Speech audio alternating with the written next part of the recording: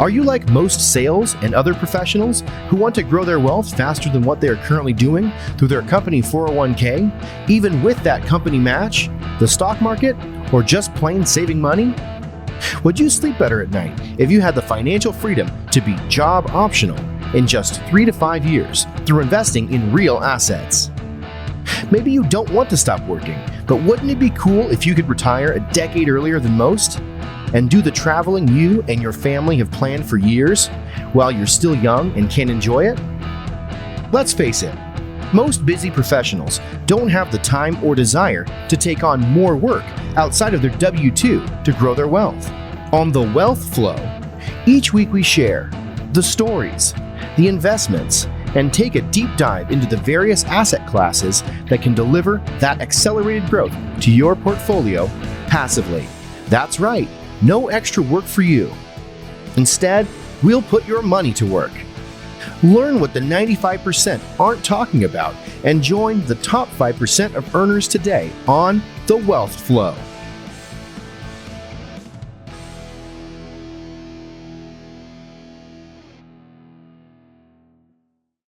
All right, welcome to The Wealth Flow. Today we have Randy Smith, who is founder of Impact Equity, which was formed to help investors achieve strong results in their passive real estate investing strategies.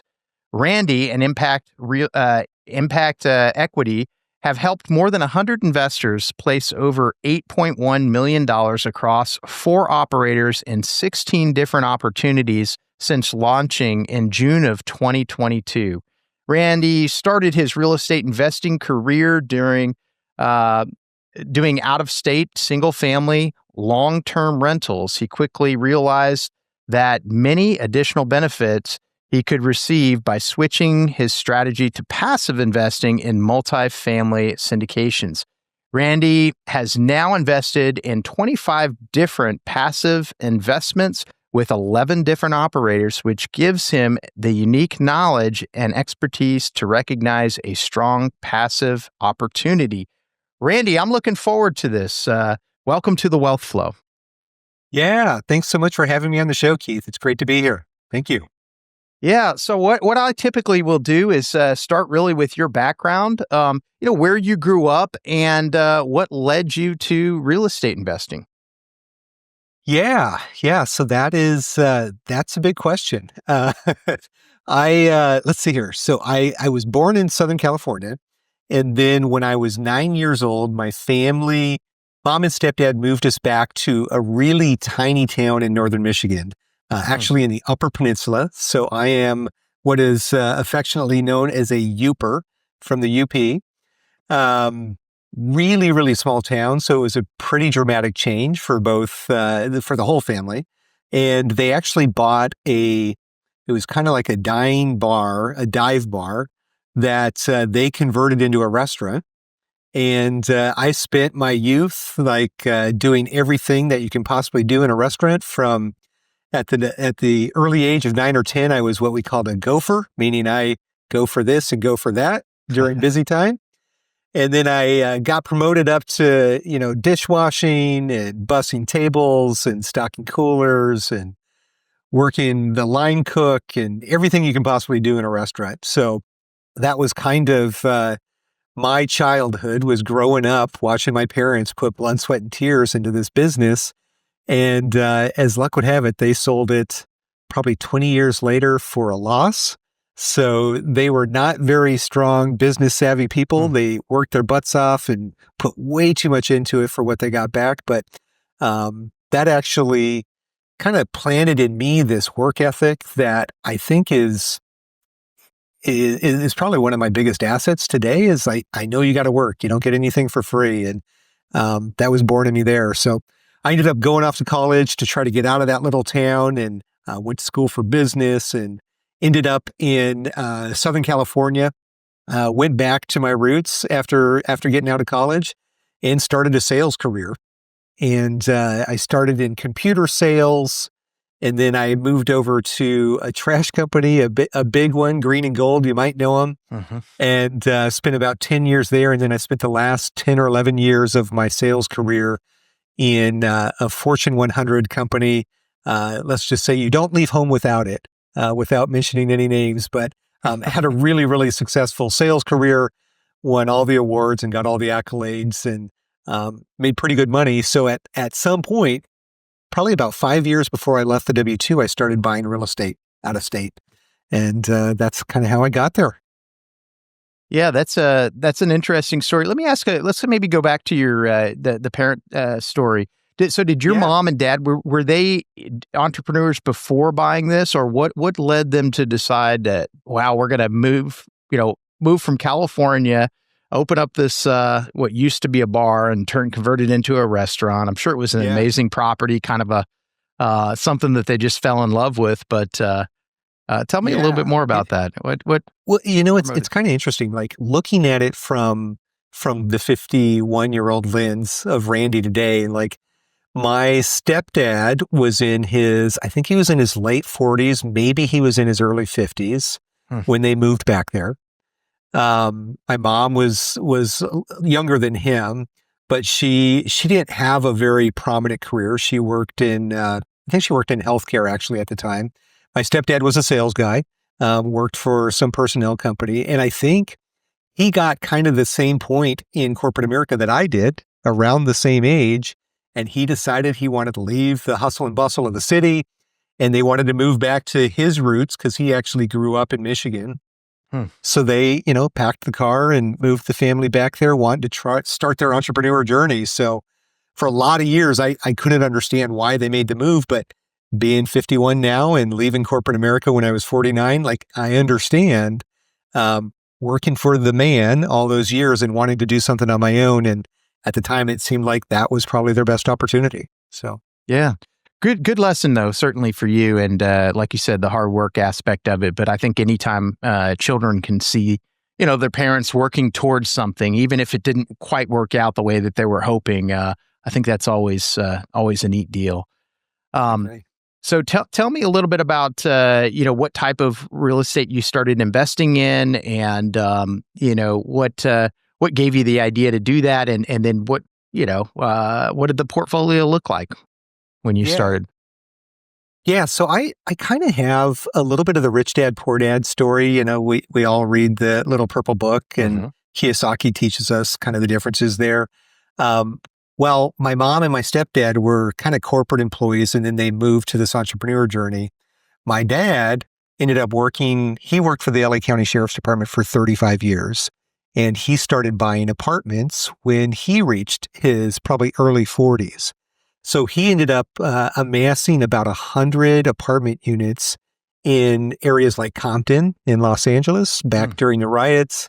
Yeah. And he was very hands-on and had a guy that did all of his work for him. And essentially he bought that guy a house, and he got priority when jobs came up because he owned the house that handyman and his family lived in. So I got to see kind of two different lenses of mom and dad entrepreneurship, working their butts off, really not making hardly anything.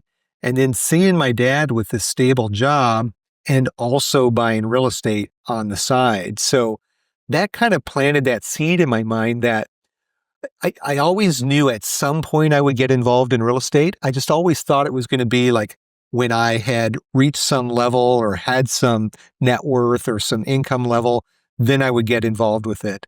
So as I mentioned, in my last 10 years with American Express, I had a lot of success, and I actually made, the best money of my entire career.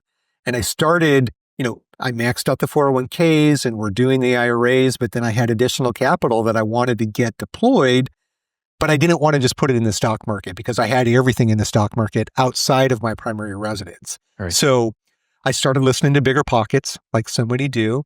I heard about turnkey investing. I heard about Burr strategy investing. And I was on another podcast listening to an operator on the Real Estate Guys radio show, and he was a turnkey operator in Kansas City.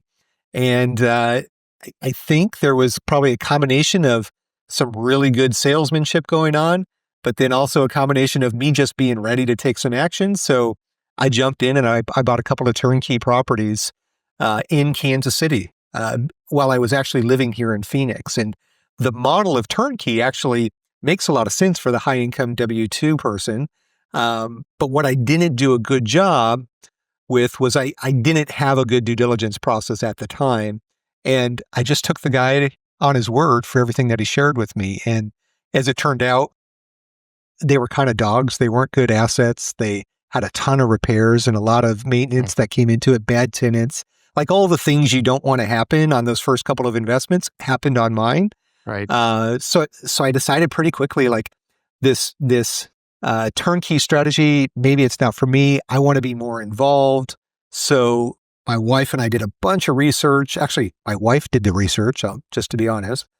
And we decided on Atlanta as a market to try our hand in the BRRRR strategy. And we ended up buying 4 properties in Atlanta. A couple of them were full gut rehabs. And we actually created quite a bit of equity by leveraging the BRRRR strategy. In fact, I would probably still be doing BRRRR strategy today had the market not exploded, because I think it's a great strategy. And actually, we kind of do that now in apartments anyways, just at a much, much bigger scale. So that was kind of the beginning. I think at one point we had 6 single families before I jumped into the passive investing space. Okay. And what got you from single family then into multifamily? Yeah, so you hear kind of this trend where a lot of people start in single and then they want to go bigger faster, so they jump into multifamily. As I mentioned before, like I really liked the BRRRR strategy, and I think it's a great way to create wealth. It might not be a good way to create cash flow, at least in the short run. But the market had actually, COVID happened. The market had exploded in Atlanta, so we actually did bet on the right market. Yeah. I guess you could have gone in almost any market at that time, but we did very well in Atlanta. But it got to a point where I couldn't find any other assets in single family where the numbers would work. Like historically, I've always been very conservative in my underwriting, so I just couldn't find anything. So I started thinking, if it's taking this much energy and effort to find the next single family, and back of the napkin math told me I needed probably to have about 100 single families that were cash flowing well, or 50 that were paid off. The logical next step was, let's just get more doors under one roof. So I started looking at multifamily. I actually started looking at 10 and 12 and 15 unit complexes in Atlanta. I actually almost made an offer on a 10 unit that was, I think, $1.1 or $1.2 million. And I kind of backed out of it last minute just because I felt like maybe I got a little bit over my skis, and I was starting to jump into an arena where I really didn't know what the heck I was doing. And I probably had no business jumping into that space. So I pulled back and decided to start investing passively in multifamily because I thought it might be a good way to kind of pull the curtain back and see how they're doing this syndication thing. And the thought was maybe someday I would jump into that space after getting some experience there. Okay. Yeah, that's interesting. So on the single family, when you were doing the BRRRR strategy, sounds like you were in Arizona and investing there. So you had to create a team, build a team. Tell us maybe a little bit about that. Then I want to, really focus on all the multifamily, kind of what you're doing now. Yeah, absolutely. I think, when you're doing out of state investing, I guess it's the same no matter where you are. You need to find kind of some primary partners that are going to help you with this strategy, with this business. And we initially found first a property management group that had 300 or 400 units that they managed in Atlanta. And we just happened to come across a guy that he was building this property management company really to support his own single family rental portfolio, but he also managed other people's assets. And because of that, he had built teams that handled construction, that of course did the property management. He had really strong relationships with realtors, and he was really that single point of contact And that primary relationship that we made when we first moved out there, that really helped us scale. I mean, we only had 4 units at the time, but we had the resources. We could have grown significantly bigger there, because what you find is if you find a performer, they generally work with very good people. I like the term, like, eagles soar with eagles. Yeah. So top producing people tend to hang out with top producing people in other industries. So it really just comes down to finding one really, really big superstar, and quite often they can connect you with everybody else. And that's what happened with us. Yeah. No, that's great. That's great. And do you still have those, or did you sell those to do the investing in the multifamily?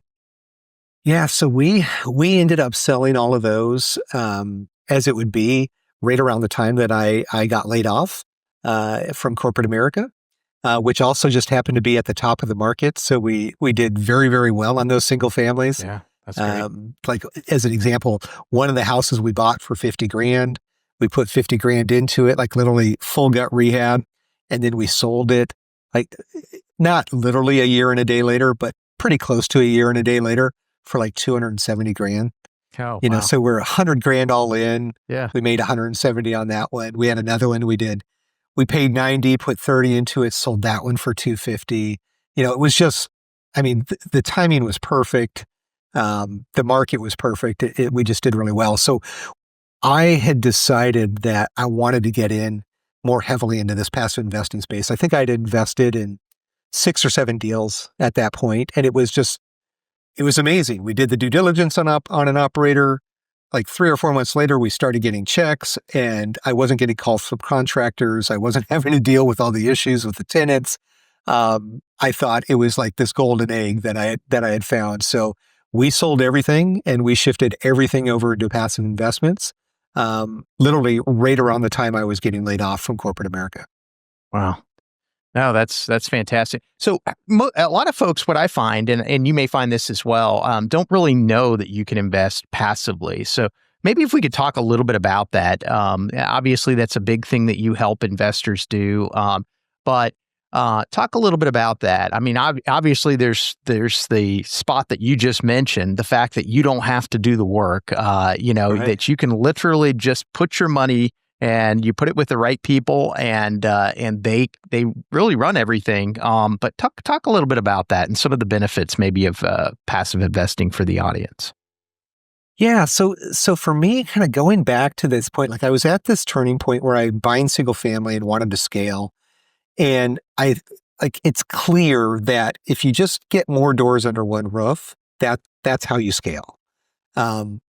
What I didn't know at the time, I had like an inkling of it, was that this was probably a lot more complicated than what I thought it was. And I was scared to jump in and put $300,000 or $400,000 of my own money at risk just to see how this apartment syndication process worked. And that's when I found out about syndication. And generally what you'll find is that you'll get operators kind of like you and I, or anybody out there that's buying single family or small multi. They will get to a point where they've used all of their capital. They're 100% deployed. They've grown some expertise in this field, but now they can't grow anymore because they're out of their own money. And they're not in a position where they want to sell these assets so they can reinvest in bigger ones, because those are nice cash flowing assets. So what happens is those people then start looking to their network to see if there's other people that are interested in investing alongside them so they can go and take down much bigger assets. And that's how the syndication model kind of evolved, where people go through that process, they move into syndication. They've got an expertise in the day-to-day operations. They've got an expertise in the acquisitions process. They may or may not have in-house property management, construction management. They just need additional capital in order to buy these assets. And that's where passive investors come in. So passive investors come in, and they need to vet that operator, and they need to vet the deal to make sure that the numbers work.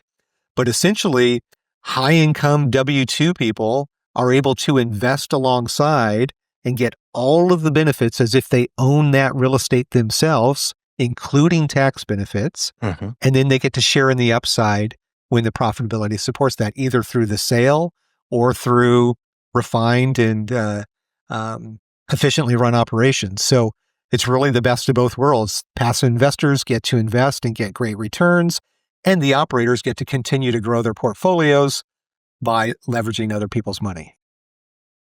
Absolutely. And you've branched out and not only invested passively, but now you're helping others do that as well. You've built relationships with various operators. Tell us a little bit about that evolution and kind of what you look for when it comes to an operator and some of the investments that you've done. Sure. Yeah, it's well, I am a sales guy through and through. Was in sales for 25 years. So generally, like, one of the strengths that I have is when I get excited about something, I have a tendency to talk to everybody in my network about it. And I, over the years, have been able to really kind of, I say dumb down, but really simplify complex process and strategy into bite-sized, easily understood little segments, essentially. So I'm starting to have some success with my own passive investing, and I'm telling the other sales guys that I work with and other people in my network, in my community, of all the fun that I'm having, and I'm flying to assets to go look at them, and hey, it's distribution day, and I just had 10 different ACHs hit my account, and I didn't have to do any work on it. And people inevitably start asking me how they can get involved in these type of deals as well. So I end up talking to one of the operators who I had invested very, very heavily with, somebody here in Arizona. And he mentioned this model where I could actually bring together investors in this model, which we call fund to fund or SPVs, or there's a number of different terms that you can use for it. But essentially, I can share these opportunities with my network, consolidate the dollars into one fund, and then bring one larger check to that operator versus that operator or the syndicator having to reach out to all of these other people. So essentially, it creates this opportunity where I can monetize kind of my education and my experience in this space in my network. And then the operator gets one big check. So he's willing to give me much better terms than he would be willing to give somebody who's bringing a $25,000 or a $50,000 check to him. So the investors benefit because they're getting better terms, and the operator benefits because he gets access to my network, and then I handle those relationships versus him having to handle those. So he shared this model with me, and transparently, it was a little intimidating at first. And while I was in my W-2, I didn't think that I would be able to do this while also doing my W-2. So 9 months later, when I got laid off and I had a conversation with that operator again, he just said, why don't we give it a shot and see if it works? And if it does, great. But if it doesn't, then you'll go on your way and maybe you go get another W-2 job or find another role here in real estate. But it actually went really, really well. And my network had a very strong appetite for the type of deals that I was putting in front of them. So that's when Impact Equity was born. And I started that process of building a business, building a company around this model. And as you said in the intro, we've helped over 100 people, and we've now placed almost $12 million in deals in the last 2.5 years. Wow. Yeah, that's great. That's incredible how quickly you've grown and been able, and like you said, a lot of folks don't know that this is something out there. And clearly when you're excited about it, it's kind of infectious, and people, see what's happening, and you've got a great way of being able to explain it to people. So good for you. What are some of the things that you, and it may be some of the same things that you looked for when you were a passive investor, but what are you looking for in an operator? Because you're working with other operators, not just the initial one. And I think it's a beautiful model in the sense that you do have an opportunity to really not only you can diversify. A lot of times people, if they're the operator and you're investing with them, while that's a great model as well, that's all that they can offer is just the investments that they come across, where you have the ability to look at various talent that's out there, maybe even different asset classes. I think you're primarily doing multifamily, but you can correct me if I'm wrong there. But Yep. some people are really strong in certain markets and they know it like the back of their hand. And then others may be, stronger in a different geographic area. And so you have a lot of diversity that you have the ability Yep. to offer your investors because of that. Yeah. Yeah. And I think you hit kind of one of the key points here is diversification. And that was one of the errors that I made early on is I wrote far too big a check with a very small group of operators early on. And you open up yourself to risk because if any one of those operators goes belly up or if their deals go south, then you've got a lot of exposure to that. So the strategies that I use in my own passive investing journey is what I share with my investors today. And I think it's important to have diversification across multiple operators. So different groups of people. I think it's important to have diversification across asset classes. Different asset classes do well and others may not do as well during certain economic cycles. So it's important to have asset class diversification. Geographies. You've seen this big trend where, the Sun Belt has seen this huge in-migration because people were moving south and COVID pushed people out of the cities. So now we're seeing some different trends that people are moving back out and some other trends there. So like different cycles will benefit certain geographies around the country, I guess even the world as well. So it's important to have diversification across geographies. Even if you're in like primarily multifamily like I am myself, I think it's important to have diversification within the business plan as well. So very quick turn value add in 2 to 3 to 4 years is one type of strategy, but A class long-term hold is a different type of strategy. So having some dollars in all of those different buckets are impacted by different economic levers that are pulled in this crazy environment that we have today. And then finally, and probably my biggest lesson most recently is you need diversification in the market over time. So I deployed a ton of capital in a very small amount of time, which just happened to be as the market was going up.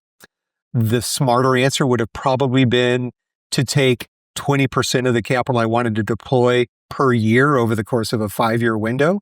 So I would also get diversification over market cycle as well. So, the diversification process, I think, is a big piece. But before you even start diversifying, you really got to get into vetting the operators and making sure that you're betting on the right jockeys. And that could be a 2-hour conversation in and of itself. So, yeah. What are some of the things that you're looking for though when it does come to an operator, and maybe that's changed from your initial investments, but what are some of the things are you looking for? Them to be vertically integrated, or is that not so important to you? Are you what are just some of the things that you when you're trying to decide on somebody that you're going to raise capital for? What are the things that you're looking at? Yeah, so kind of my biggest I mean last couple of years learnings that I've had, I would say the obvious one is track record. You want to bet on people that have been doing this for many, many, many years. I think it's important that they have track record that goes further back than 5 or 6 years. Anybody with a pulse could have made money back in 18, 19 and early 20.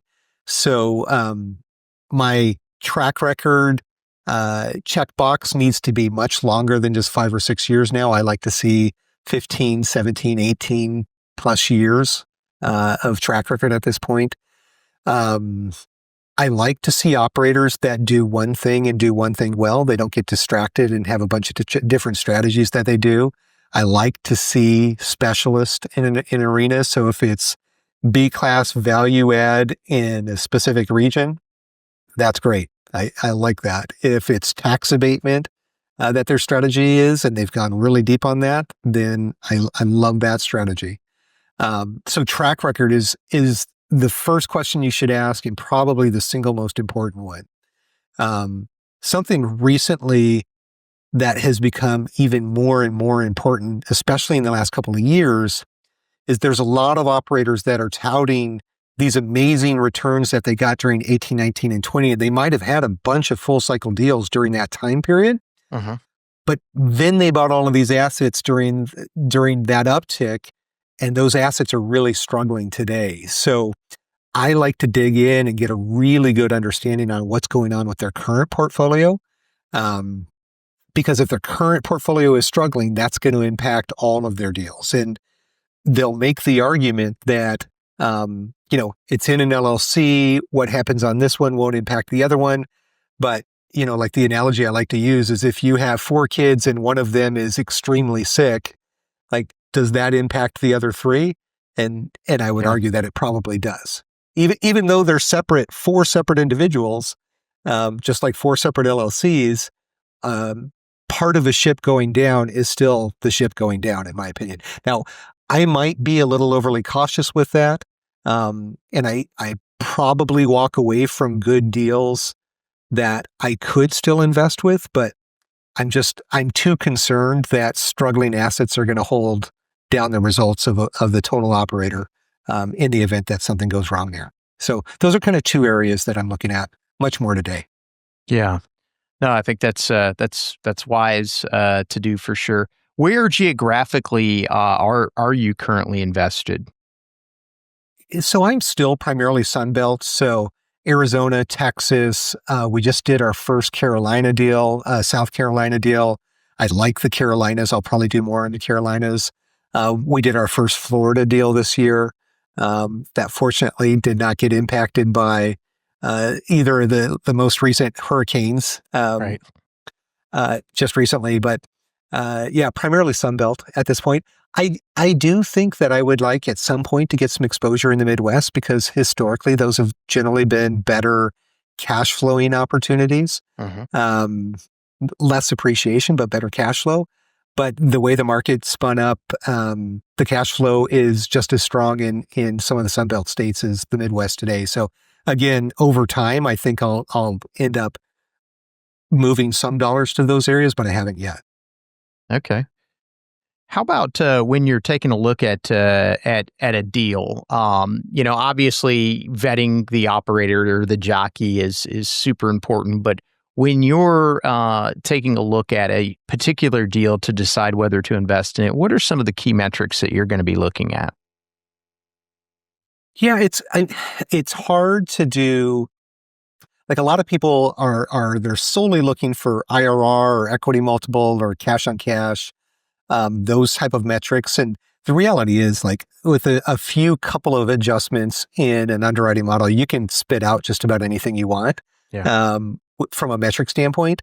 I will share with you that I am more of a cash flow investor today than I was when I had my high income W-2 role, where I was more of an equity multiple or a growth investor. But once the W-2 and like the regular biweekly or bi-monthly check stops, you become a cash flow investor all of a sudden very quickly, right? Right, exactly. So I'm more of a cash flow investor. Now, other metrics that I look at, I'm looking at entry cap rate and exit cap rate. So I want to see some expansion there. I'm looking at cap rate compared to the interest rates. I like fixed rate debt now versus floating rate. There's a lot of good 5 and 7 year fixed rate debt that's out there that I really like that gives you a lot of options. Of course, like I don't like to be 1970s. I prefer 80s, 90s, 2000s.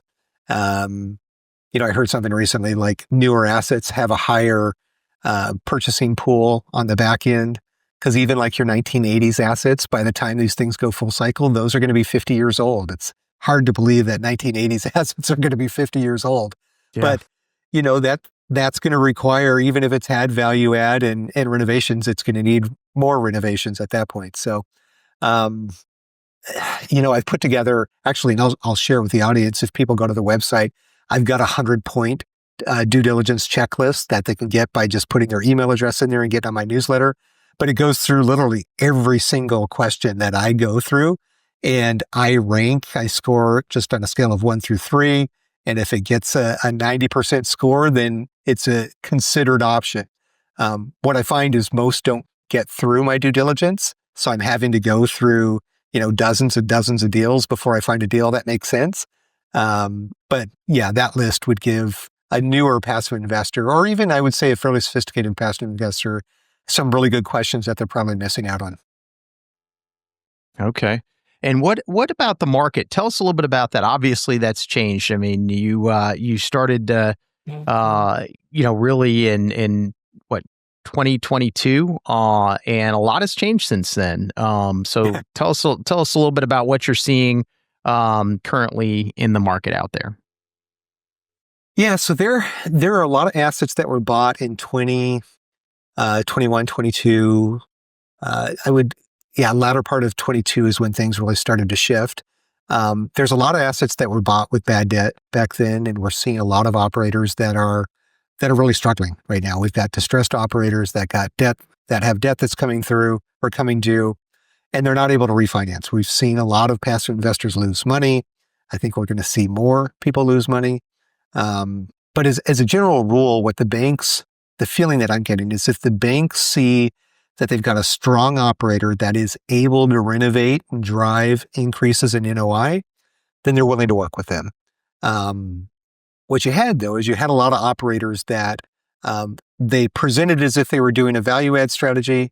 They didn't actually have the execution ability to actually do those business plans. So fast forward 3 years and the bank sees that they've not executed on their business plan, they're not likely going to be willing to work with them. So those assets are now coming on the market, which I think today is a fantastic opportunity to get in and buy assets. If you can get in and buy these at the right price, there's still a pretty big kind of variance between the seller and the asking prices in multifamily, but we're starting to see those get much closer together. So I think with interest rates dropping, an economist that I follow, he thinks that cap rates could potentially compress by a full 100 basis points in the next year. And if that's the case, it could potentially save some of these operators and some of these passive investors. But it certainly creates a good opportunity for folks that are getting in deals today. Yeah, for sure. So tell me a little bit about what you see for impact equity over the next, say, 3 to 5 years. What direction are you looking to go? Yeah, good question. This is the one that keeps me up at night. Like, what is this thing going to look like when I first, or as it evolves? And Yeah. when I look back to when I left, I had this idea that I wanted to be able to provide diversification to my investors, really mirroring my own personal passive investment portfolio. So selfishly, I'm spending 60 hours a week vetting operators and deals for my own investment dollars, but I just happen to share those with my investors as well. So ideally, I will get to a point where I will have 4 to 5 different operators with probably 2 or 3 different asset classes. And these 4 or 5 operators will be the absolute best operators in the space, providing the best risk-adjusted returns. So as we move closer and closer to that ideal, that will create the deal flow and the diversification that I want for my own portfolio and what I'm trying to provide for my investors. So, I've spent a lot of time this year focusing on systems and scalability and tools. I'm trying to create a business that will be here for 20 plus years for my investors to rely upon. And it takes investment in order to do that. So that's where we spent this year. But we're continually looking for new partners. We're looking for new opportunities and ways just to provide more value to our investors. Okay. And as far as, let's talk maybe a little bit about what you currently are invested in. What type of a hold period are most of them geared towards? Obviously, that can change, right? Business plans can change and all that, but ideally, how long are they? If an investor is to invest with you, how long is their money going to be in that particular investment? So, and it's a good question. Like most deals in this space will have a 5-year pro forma. not all of them, but most will have a 5-year performance. In fact, one of the operators I'm working with now, they quite often use 7-year performance. They're generally getting 10-year fixed rate debt, but you have the option to sell with a prepayment penalty at year 5. So if the math works, it works. What I'll share with you is that I'm seeing an evolution with my own investments, and then those that I'm sharing with my group. Is early on, I was looking for those fast turns. I had one deal go full cycle in 14 months, and getting a 1.8x equity multiple in 14 months is super fun. Yeah. But that is not what we're seeing in the market today, and I don't know that we'll ever be back to that type. But what I'm seeing today is majority of these are going to be 5-year investments. I'm shifting now also into this, people are calling it infinite returns or forever holds, or just basically this idea of buy and hold with a cash out refinance every 3 to 5 years. So we're starting to see more and more of those, and I'm getting more and more comfortable with that model. Generally, though, I do like to see an exit strategy, at least as an option, for a sell at year 5. So kind of long answer to your short question is it depends. It's evolving. Yeah. But there are opportunities that match every investor desire. Like I have a debt fund as well, which has no lockup period. It's got 90-day liquidity, and people can invest today and request their money back tomorrow. I actually had my first redemption request on this debt fund, and I was able to do it in 24 hours. So people are earning 8.25%, 8.3%, and they essentially have access to it like they would with a CD or a high yield savings account, or actually better than a CD, quite frankly, or some of the other options that are liquid as well. Tell us a little bit more about that, Randy. What is a debt fund for the audience? Explain what type of investments are they making? What is the actual debt on? Yeah, so the specific operator that I partner with is a very large organization out of Florida. They've been in place for 20 years. They started as a fix and flipper, and then they started lending dollars, like as a hard money lender, to other fix and flippers. And their organization grew over the years to where the fix and flip model grew into multifamily, value add, into development, into RV parks. And as their organization grew, their avatar for their lending also grew. So now they're doing fix and flip loans, multifamily value add loans, development loans, RV park loans. But it's a $5 billion organization, and they've got close to $1 billion in assets under management, funds under management in this loan. So essentially, they're doing fix and flip loans. They've never once lost a single dollar of interest or principal. They've never once missed a distribution in, I think it's coming up on 10 years. So it's as sure as a bet in this space as you will ever see. And it's paying 8.25% now with a $25,000 minimum. So it's a really good option for investors that kind of want to dip their toe in private real estate, but aren't ready to have it tied up for 3 or 5 or 7 years, and they're still going to get very good returns and have access to it if they should need the liquidity benefit as well.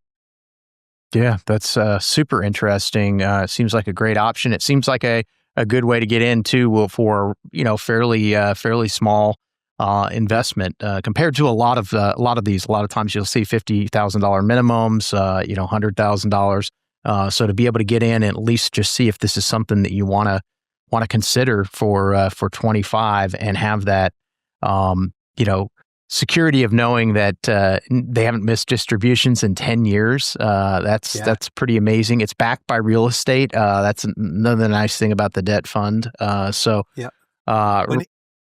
And actually, that's a really good point too, is there are a lot of debt funds out there.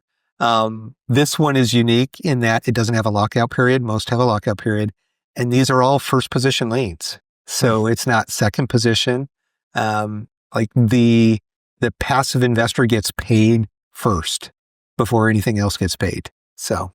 Yeah, that's fantastic. Randy, if this has been great, man. I knew it would be. I was looking forward to it for quite a while. But why don't you, if you could, tell folks how they could find out more about you, if they want to hear about more of these investments, things that you have coming up on the horizon, if they want to subscribe to that newsletter, get your due diligence list, and all of that. Where do they reach out to you? Yeah. So if you want me to respond immediately, I'm on LinkedIn pretty much all day long, every day. So Randy Smith on LinkedIn. My website is impactequity.net. And that's where they can go to sign up for the newsletter and for the 100-point due diligence checklist. And I've got a podcast as well, which I think you might know a couple of people that have been on that podcast. Right. It's called The Gentle Art of Crushing It. And we focus solely on educating and inspiring the new or newer passive investor. We've got a new episode every Thursday, so check that out as well. Great. And I've got two, before I let you go, I've got two other questions for you. One is just, any advice you'd give somebody who's just starting out in their investment journey? Yeah, so advice that I like to give folks is, it kind of goes back to that diversification piece that I talk about, is like, first and foremost, you just need to jump in and get started. Like, just start is probably the first one. But I would also say that on that first investment that you make, grab that 100-point due diligence checklist and feel comfortable with those questions and ask those questions. And then when you place your first investment, always do the minimum investment when you first get started. Sometimes you can even ask if you can do half of the minimum, and a lot of them will allow you to do that. But my advice is just jump and get in and make that first investment. You can read books, listen to podcasts, read blogs, but once you have 25 or 50 grand in a deal, your education process will go through the roof. So just get started. And you can use 401k funds or self-directed IRA funds to kind of make that process a little easier as well. Yeah, for sure. And if somebody's interested in, just a kind of a plug for you as well, if somebody's interested in the syndication world, I know Randy does some coaching on that as well. So is that something that they can reach out to you on LinkedIn to be able to find out more about? Absolutely. Yeah, I do. It's called the RAISE, RAISE. It's a cool acronym on the 5-step process that'll teach you everything you need to know to raise your first $500 or $1 million. And it's been a really fun addition. I'm a teacher at heart. So getting to spend one-on-one time with folks and actually connecting the dots and having an accountability piece, I think is really important when you jump in this space. Yeah, for sure. All right. One more question for you, Randy. How about a book recommendation? It does not have to be real estate related, but it certainly can be just something you've read that's been impactful. Yeah. So I'm a big fan of Benjamin Hardy and the book series that he did with Dan Sullivan. So the Who Not How book, I think, is something everybody's got to read. It really helped me. One, it helped me understand kind of what my superpower is, and gave me kind of the approval to go all in with that superpower and then just hire people to do what they do best. Like, I'm going to feel much more comfortable if I'm focusing on my areas of expertise, and I give other people an opportunity to focus on theirs if I leverage that strategy. So great book, Who Not How. And they've got 4 or 5 other books in that series, which are fantastic as well. Yeah, for sure. All right. Well, Randy, this has been great, man. I appreciate it. Thank you so much for being on the Wealth Flow, and we'll call it a show. Outstanding. Thanks so much, Keith. Being that you're still here, I trust you found value in this episode. I personally wish I would have known these guests and strategies when I started my wealth creation journey. Go to wealthflow.capital to subscribe to our newsletter. And as a free gift, we will send you our quarterly market report and the top 10 things to look for in an investment opportunity. Take a minute to give our show a rating and review. Help us reach 1 million professionals by subscribing and sharing this episode with someone you know who could also find value in it.